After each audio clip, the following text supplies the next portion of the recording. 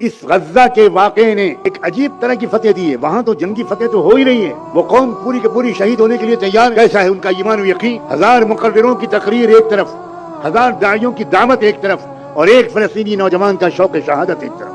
اللہ کے رسول نے فرمایا تھا الایمان حین تقع الفتن بالشام. یاد رکھنا ایک زمانہ ایسا آئے گا ساری دنیا کے اندر مسلمان بے راہ ہو جائیں گے, صرف فلسطین کے علاقے میں ایمان باقی رہے. آج ہم اپنی آنکھوں سے دیکھ رہے ہیں کیا ایمان ہے وہاں.